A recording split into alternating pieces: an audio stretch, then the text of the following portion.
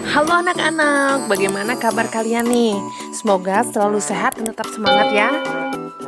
Kali ini kita akan belajar tentang pesawat sederhana dalam kehidupan sehari-hari. Nah, apa itu pesawat sederhana? Dan apa saja jenisnya? Oke, check it out ya guys.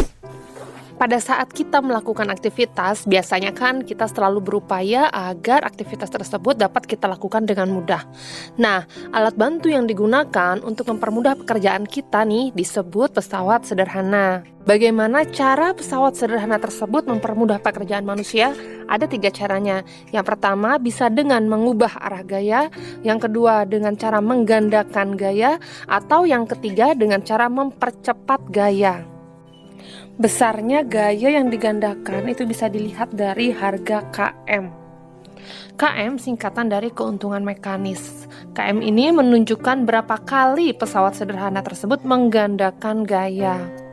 Rumusnya adalah FB per FK, di mana FB adalah gaya beban satuannya Newton dan FK adalah gaya kuasa satuannya juga Newton. Adapun pesawat sederhana yang ada di sekitar kita itu bisa dibagi atau dikelompokkan ke dalam 4 kelompok. Yang pertama pengungkit, kemudian bidang miring, katrol, dan roda berporos. Nah, pada video kali ini kita akan bahas tentang pengungkit saja dulu ya. Pengungkit ini merupakan salah satu jenis pesawat sederhana yang paling banyak digunakan dalam kehidupan sehari-hari. Contohnya juga banyak, pembuka botol, jungkat-jungkit, pemecah kenari, sekop, koper, pinset, dan sebagainya. Pengungkit dapat memudahkan pekerjaan manusia dengan cara menggandakan gaya kuasa dan mengubah arah gaya. Sebelum kita belajar mengenai berapa besar gaya yang digandakan oleh pengungkit, mari perhatikan gambar berikut. Kalian harus betul-betul menguasai gambar ini karena dalam mempelajari pengungkit nantinya kita akan sering sekali mendengar istilah tumpuan, gaya kuasa, gaya beban, lengan kuasa, dan lengan beban. Oke, tumpuan atau titik tumpu ini merupakan tempat tumpuan bagi pengungkit. Selanjutnya, karena kita menyimpan beban di sini, maka di sini merupakan titik beban. Pada titik beban ini akan bekerja gaya beban atau disimbolkan dengan FB. Dan sebelah yang lain itu merupakan gaya kuasa, yang merupakan tempat di mana kita memberikan gaya kuasa. Kemudian ada lagi istilah LB atau lengan beban, yang merupakan jarak antara titik tumpu dengan titik beban. Dan yang terakhir adalah LK atau lengan kuasa, yang merupakan jarak antara titik tumpu dengan titik kuasa. Nah, berdasarkan letak titik tumpu, letak titik beban, dan letak titik kuasanya, pengungkit dikelompokkan menjadi 3. Pengungkit jenis pertama, pengungkit jenis kedua, dan pengungkit jenis ketiga. Untuk pengungkit jenis pertama, yang ada di tengah-tengah adalah tumpuan. Jadi tumpuan berada di antara kuasa dan beban. Contohnya adalah pada gunting. Silahkan perhatikan gambar guntingnya ya.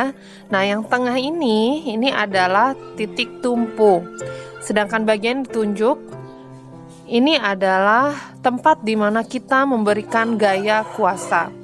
Sedangkan bagian yang ini adalah tempat di mana kertas yang akan kita gunting itu disimpan. Artinya beban disimpan di sini. Selanjutnya pengungkit jenis kedua. Untuk pengungkit jenis kedua, beban terletak di tengah-tengah. Artinya beban terletak di antara titik tumpu dan titik kuasa. Contohnya adalah alat pemecah biji kenari. Dari gambar bisa dilihat bahwa biji kenari atau bebannya itu diletakkan di tengah-tengah. Kemudian di paling ujung sebelah sini ini adalah titik tumpu. Jadi bagian ini tidak berubah posisinya. Sedangkan bagian ujung yang lain ini adalah titik kuasa, di mana kita memberikan gaya sehingga nanti pada akhirnya si biji kenarinya ini bisa pecah. Nah, kemudian yang terakhir untuk pengungkit jenis ketiga, kuasa yang berada di tengah di antara beban dan titik tumpu. Contohnya pada pancingan. Perhatikan gambarnya. Bagian yang bergerak itu, bagian ujungnya itu nanti akan ada ikan, artinya beban terletak di situ. Kemudian kuasa atau bagian yang kita pegang itu ada di tengah-tengah. Dan titik tumpunya, bagian yang tidak bergerak atau berubah posisinya berada di ujung sebelah sini. Oke, sekarang kita masuk ke rumus pengungkit. Untuk semua jenis pengungkit, entah itu pengungkit pertama, kedua, atau ketiga, menggunakan satu rumus yang sama, yaitu KM sama dengan FB per FK sama dengan LK per LB. Nantinya rumus ini bisa kita sesuaikan dengan kebutuhan pada soal. Ya, contoh soal. Yang pertama, jarak antara Zulmi dan titik tumpu adalah 30 cm. Jika berat Zulmi dan Zita berturut-turut 200 Newton dan 250 Newton, maka tentukan jarak Zita dari titik tumpu agar jungkat-jungkit menjadi seimbang. Nah, kalau digambarkan kira-kira seperti ini ya. Jadi dari soal itu diketahui bahwa berat Zulmi atau F Zulmi adalah 200 Newton, F Zita 250 Newton, dan L Zulmi atau jarak antara Zulmi dan titik tumpu adalah 30 cm. Dan yang ditanyakan adalah L Zita. Nah, sekarang mari kita coba jawab. Diingat kembali bahwa rumus pengungkit adalah KM sama dengan FB per FK sama dengan LK per LB. Nah, untuk soal yang tipe seperti ini, yang kita butuhkan cuman FB per FK sama dengan LK per LB. Jika dianggap B-nya atau bebannya sebagai Zulmi dan kuasanya sebagai Zita, maka rumusnya akan berubah nih.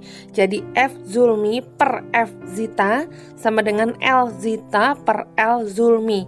Ya, ingat, karena tadi kita menganggap bahwa B-nya adalah Zulmi dan K-nya adalah Zita. Nah, dari sini kita masukkan F Zulminya tadi 200 Newton, F Zitanya 250 Newton, dan L Zitanya ini yang ditanyakan kita notasikan, simbolkan dengan X. Kemudian LB-nya tadi L Zulmi sama dengan 30 cm. Kemudian kita kali silang 200 Newton dikali 30 cm sama dengan X dikali 250 Newton. Kemudian nanti 250-nya nih dia pindah ruas, jadi posisinya di bawah atau dibagi ya. Nanti jadi 200 Newton dikali 30 cm dibagi 250 Newton. Dan kita dapatkan X-nya sama dengan 24 cm. Oke, kita masuk ke soal nomor 2. Perhatikan gambar di samping. Berapakah keuntungan mekanis dari pengungkit yang digunakan oleh anak tersebut? Nah, dari gambar terlihat bahwa LK-nya atau lengan kuasa, yaitu jarak antara gaya kuasa dengan titik tumpu adalah 180 cm. Kemudian panjang lengan bebannya atau jarak antara gaya beban dengan titik tumpu adalah 20 cm. Jadi LB-nya 20 cm. Dan diketahui lagi gaya bebannya adalah 360 Newton atau FB sama dengan 360 Newton. Dan yang ditanyakan adalah KM. Maka kita ingat lagi, rumus dari pengungkit adalah KM sama dengan FB per FK sama dengan LK per LB. Nah, kemudian kita analisis nih soalnya. Di soal yang diketahui adalah LK, LB, dan FB. Jadi kalau kita menggunakan KM sama dengan FB per FK, maka nilai FK-nya nih belum diketahui. Jadi kita tidak bisa menggunakan rumus yang ini. Jadi kita gunakan yang KM sama dengan LK per LB, karena LK dan LB sudah diketahui. Begitu ya. Nah, kemudian kita masukkan nih LK-nya 180 cm dan LB-nya 20 cm. Maka kita akan memperoleh KM sama dengan 180 cm dibagi 20 cm. Hasilnya adalah 9. Jadi keuntungan mekanis dari pengungkit yang digunakan oleh anak tersebut adalah 9. Oke anak-anak, demikianlah penjelasan singkat mengenai pesawat sederhana jenis pengungkit atau tuas. Semoga bisa dipahami dengan baik ya. Untuk pesawat sederhana jenis lainnya bisa kalian simak di video selanjutnya. Thank you for watching. Bye-bye.